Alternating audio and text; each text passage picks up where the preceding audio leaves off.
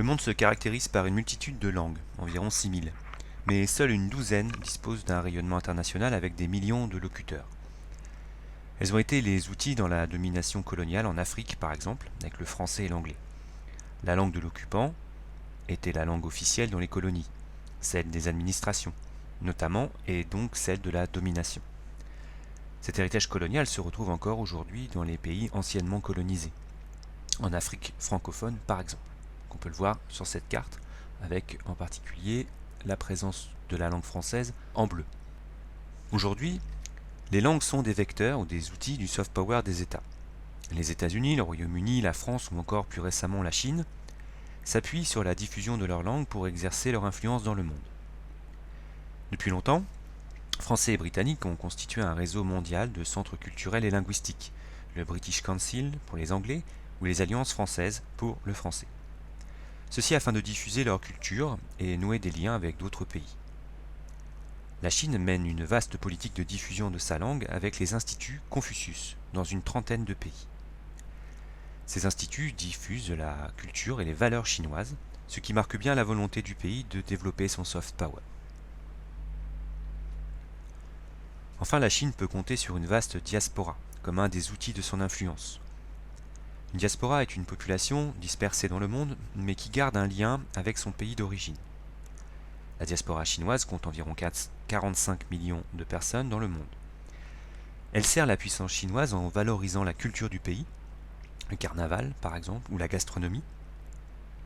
Souvent regroupés dans des quartiers des grandes villes, les Chinois de l'étranger envoient des fonds, c'est-à-dire de l'argent, dans leur pays d'origine. Enfin, la Chine peut se poser en protectrice de ces populations et imposer des pressions aux pays d'accueil en cas de menace. C'est le cas en Afrique, par exemple, où des manifestations anti-chinoises sont fréquentes. Les nouvelles technologies bouleversent le monde en impactant de nouveaux domaines de la vie quotidienne des individus et des sociétés, dans les domaines de l'informatique, de la communication, de la santé, de la culture, etc. Elles s'appliquent désormais dans des secteurs stratégiques. Les cyberattaques, la cyberguerre sont désormais pris très au sérieux par les États et constituent les nouvelles formes de conflictualité. On peut citer l'exemple des attaques informatiques de la Russie sur les pays baltes, comme l'Estonie, ou encore les attaques de la Corée du Nord sur les États-Unis, ou enfin d'Israël sur des centrales nucléaires iraniennes. Le processus démocratique peut même parfois être menacé par des attaques informatiques, comme cela a été le cas lors des élections américaines de 2016, qui ont été perturbées par la Russie. Le contrôle des nouvelles technologies est donc désormais primordial pour l'affirmation de la puissance. Certains géants du numérique, comme les GAFAM, ont une influence et un pouvoir qui dépassent celui de nombreux États. Les États cherchent alors à disposer de ces grandes firmes et à profiter de leur influence et de leurs données. Par exemple, on sait que les services secrets américains sont en lien avec Google et Facebook. Cette domination des grandes firmes et l'utilisation des données personnelles donne parfois lieu à des scandales. On peut prendre l'exemple du lanceur d'alerte, Edward Snowden, qui a dénoncé l'espionnage des données des citoyens américains en 2013. Pour cela, il a été poursuivi et il est actuellement réfugié en Russie. Cette puissance des géants de l'industrie numérique donne aussi lieu à des contestations, des formes de contestation diverses. On peut citer l'exemple de l'Union européenne, qui se dote d'une législation sur la protection des données personnelles pour lutter justement contre l'accumulation de ces données par les GAFA. C'est ce qu'on appelle le RGPD, le Règlement général de la protection des données. Enfin, le contrôle des câbles sous-marins, où transitent 99% des données mobiles du monde, est un enjeu très important. C'est pourquoi la Chine développe actuellement les nouvelles routes de la soie numériques, c'est-à-dire un réseau mondial de câbles sous-marins. Cela afin d'obtenir une autonomie, une indépendance numérique. Enfin, la maîtrise des voies de communication est également au service de la puissance. Au fil des siècles, les grandes puissances se sont établies grâce au contrôle des voies de communication, les fleuves, les cols de montagne, etc., qui permettent le contrôle des échanges commerciaux et donnent un avantage stratégique, d'un point de vue militaire notamment.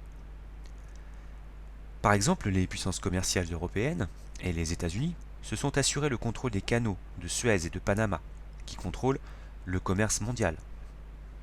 Les bases militaires, proches des voies maritimes stratégiques, permettent de sécuriser l'approvisionnement. C'est ainsi que la Chine a établi sa première base militaire à l'étranger, à Djibouti, tout comme la France et plusieurs autres puissances.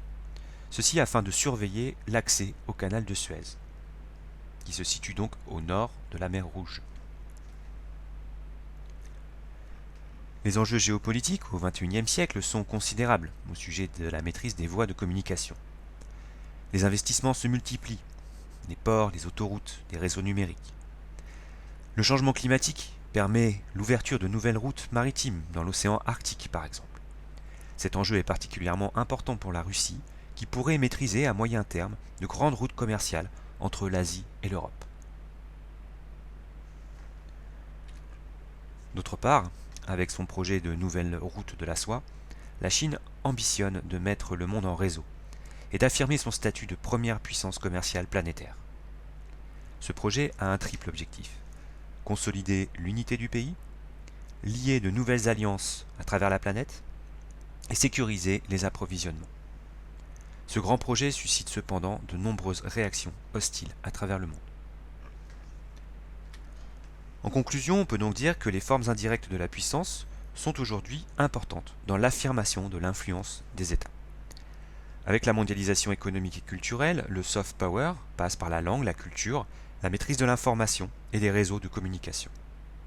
Nous voyons donc que la notion de puissance est bien plus complexe que la simple puissance militaire. Pour reprendre l'idée contenue dans la citation de George Marshall, la puissance militaire remporte les batailles, la force morale remporte les guerres.